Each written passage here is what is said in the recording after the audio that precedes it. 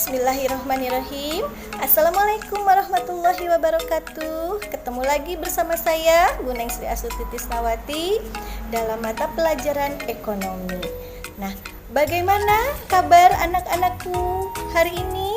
Mudah-mudahan semuanya dalam keadaan sehat walafiat, dan semoga kita semuanya berada dalam lindungan Allah Subhanahu wa taala. Amin ya Allah ya rabbal alamin. Nah, pada kesempatan kali ini kita akan membahas materi mengenai perpajakan. Setelah sebelumnya kita membahas mengenai pajak bumi dan bangunan, kali ini kita akan membahas PPh pasal 21. Kenapa kita harus memahami PPh pasal 21? Karena beberapa tahun ke depan kalian akan mempunyai penghasilan sendiri. Apakah itu sebagai pegawai tetap atau pegawai tidak tetap atau bahkan sebagai pegawai borongan. Pada pembelajaran kali ini, Ibu harapkan kalian pertama bisa memahami dasar hukum PPh pasal 21. Kemudian bisa menerapkan dan bisa menghitung PPh pasal 21. Nah, yang akan kita bahas pada pertemuan kali ini yaitu PPh pasal 21 orang pribadi yang statusnya sebagai pegawai tetap. Nah, berdasarkan Undang-Undang HPP atau Harmonisasi Peraturan Perpajakan nomor 7 tahun 2021, yang mana undang-undang ini berlaku pada tahun 2022, ada berbagai lapisan tarif. Tarif pajak berdasarkan Undang-Undang Harmonisasi Peraturan Perpajakan nomor 7 tahun 2021 yang berlaku pada tahun 2022, lapisan tarif itu dibagi menjadi 5 lapisan. Nah, pada awalnya berdasarkan undang-undang yang dahulu, Undang-Undang PPh, lapisan tarif itu hanya terdiri dari 4 lapisan. Yang pertama, rentang penghasilan kena pajak antara 0 sampai 50 juta itu kena tarif 5%. Tapi berdasarkan undang-undang terbaru yaitu Undang-Undang Harmonisasi Peraturan Perpajakan, lapisan pertama itu penghasilan kena pajaknya 0 sampai 60 juta rupiah kena tarif 5%. Lapisan yang kedua yaitu rentang penghasilan kena pajak antara 50 juta sampai 250 juta kena tarif 15%. Berdasarkan Undang-Undang HPP, penghasilan antara 60 juta sampai 250 juta itu kena tarif 15%. Lapisan yang ketiga yaitu penghasilan kena pajak antara 250 juta sampai 500 juta itu kena tarif 25%. Nah, berdasarkan Undang-Undang HPP, 250 juta sampai 500 juta rentang penghasilan kena pajaknya kena tarif 25%. Nah, lapisan yang keempat yaitu penghasilan yang lebih dari 500 juta rupiah itu kena tarif 30% berdasarkan Undang-Undang PPh yang lama. Berdasarkan Undang-Undang HPP yang terbaru, PKP yang penghasilannya lebih dari 500 juta rupiah itu lapisan kena tarifnya 30%. Nah, di Undang-Undang HPP itu ada lapisan yang kelima, yaitu yang berpenghasilan lebih dari 5 miliar kena tarif sebesar 35%, yang mana dalam Undang-Undang PPh yang lama itu hanya terdiri dari 4 lapisan. Nah, sebagai contoh, diketahui penghasilan kena pajaknya atau PKP-nya 300 juta rupiah. Nah, hitunglah PPh 21 terutannya. Cara yang pertama, kita kalikan dulu penghasilan antara 0 sampai 60 juta kali tarifnya sebesar 5%. Nah, didapat hasilnya 3 juta rupiah. Yang kedua, penghasilan rentang antara 60 juta sampai 250 juta Atau artinya di sini 250 juta dikurangi 60 juta sama dengan 190 juta rupiah. Nah, penghasilan yang kedua 190 juta rupiah kali tarif yang kedua yaitu 15%. Nah, didapatlah angka 28.500.000 rupiah. Nah, PKP-nya tadi diketahui adalah 300 juta rupiah. Yang dikalikan adalah baru 60 ditambah 190. Jadi sisanya tinggal 50 juta rupiah. Nah, yang 50 juta rupiah ini dikalikan tarif yang ketiga yaitu 25%. Didapat hasil sebesar 12 juta rupiah. Nah, kita cross check penghasilan kena pajaknya 60 juta ditambah 190 juta ditambah 50 juta itu jadi 300 juta rupiah. Kemudian pajaknya yaitu ketemu sebesar 44.500.000 rupiah itu dalam 1 tahun. Nah, kalau pajak terutang per bulannya berarti tinggal dibagi 12, maka ketemulah angka 3.708.333 rupiah. Itulah PPh 21 terutang per bulannya.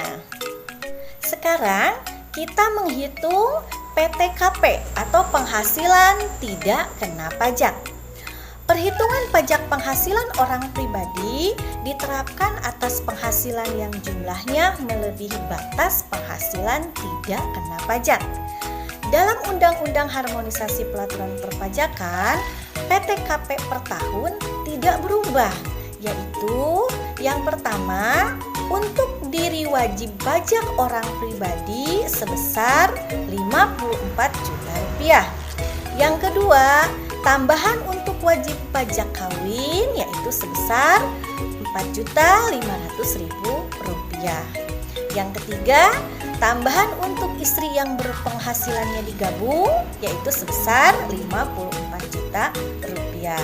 Yang keempat, tambahan untuk setiap tanggungan yaitu sebesar 4.500.000 rupiah dengan catatan maksimal 3 orang. Contoh, jika Tuan Budi sudah kawin dan memiliki 4 anak, maka hitunglah PTKP-nya. Nah, kita coba jawab. Untuk diri wajib pajak yang kawin yaitu Tuan Budi yaitu sebesar 54 juta rupiah. Yang kedua, tambahan untuk wajib pajak kawin yaitu sebesar 4.500.000 rupiah. Karena di sini tidak diketahui apakah istri Pak Budi itu berpenghasilan atau tidak, jadi kita anggap istri Pak Budi itu tidak punya penghasilan. Kemudian tambahan 3 tanggungan. Di soal memiliki 4 anak, tapi ketetapan yang ditanggung adalah maksimal 3 orang. Jadi 3 kali 4.500.000 rupiah yaitu sebesar 13.500.000 rupiah. Nah, dijumlahkan PTKP dalam setahun ketemu angka sebesar 72 juta rupiah. Nah, inilah PTKP dalam 1 tahun Tuan Budi yaitu sebesar 72 juta rupiah. Adapun perhitungan PPh 21 orang pribadi itu ada 4 langkah. Ya. Langkah perhitungan PPh 21 orang pribadi yang berstatus sebagai pegawai tetap yang pertama adalah menghitung penghasilan bruto atau penghasilan kotor. Jumlah gaji ditambah dengan tunjangan penambahan penghasilan lain yang diberikan pihak pemberi kerja. Yang kedua, menghitung penghasilan bersih atau penghasilan neto, yaitu penghasilan bersih sama dengan penghasilan bruto dikurangi pengurang penghasilan yang diperkenankan, yaitu biaya jabatan maksimal 500.000 per bulan, kemudian iuran pensiun atau iuran jaminan hari tua. Yang ketiga, menghitung penghasilan kena pajak atau PKP seperti yang telah dijelaskan sebelumnya tadi, yaitu PKP sama dengan penghasilan neto setahun dikurangi PTKP penghasilan tidak kena pajak seperti yang sudah dihitung tadi. Dan yang terakhir atau yang keempat, menghitung PPh 21 terutang, yaitu tarif pajak kali penghasilan kena pajak atau PKP. Nah, kita akan mencoba menghitung PPh 21 orang pribadi. Ibu punya contoh. Pak Andri sudah menikah dan memiliki 2 anak. Bekerja sebagai karyawan tetap di PT Maju. Menerima penghasilan di bulan Januari tahun 2022 yaitu gaji sebesar 10 juta rupiah, tunjangan transport 3 juta, premi asuransi BPJS 54.000. Pak Andri membayar iuran jaminan hari tua sebesar 2% dari gaji. Nah, ditanyakan, hitunglah PPh 21 yang dibayar Pak Andri pada bulan Januari tahun 2022. Kita coba jawab. Yang pertama, kita menghitung penghasilan bruto Pak Andri terlebih dahulu. Yaitu yang pertama, gaji sebesar 10 juta rupiah, kemudian tunjangan transport 3 juta rupiah, kemudian premi asuransi BPJS sebesar 54.000 rupiah. Maka kita jumlahkan, ketemulah angka penghasilan bruto Pak Andri yaitu sebesar 13.054.000 rupiah. Nah, langkah yang kedua setelah ketemu penghasilan bruto, maka kita menghitung penghasilan neto Pak Andri. Penghasilan neto yaitu penghasilan bruto dikurangi biaya-biaya yang diperkenankan. Penghasilan bruto Pak Andri yaitu tadi sebesar 13.054.000. Dikurangi yang pertama biaya jabatan yaitu 500.000 rupiah. Yang kedua iuran jaminan hari tua sebesar 2% dari gaji, berarti 2% dari 10 juta rupiah yaitu 200.000. Maka biaya pengurangnya adalah sebesar 700.000 rupiah. Dikurangkan penghasilan bruto dikurangi jumlah pengurangnya, maka ketemulah penghasilan neto Pak Andri bulan Januari yaitu sebesar 12.354.000 rupiah. Nah, setelah ketemu penghasilan neto, maka penghasilan neto pada bulan Januari tahun 2022 dibuat 1 tahun atau disetahunkan. Tadi sudah diketahui penghasilan neto Pak Andri yaitu sebesar 12.354.000 rupiah.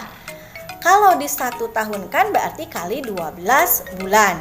Maka ketemulah angka 148.248.000 rupiah.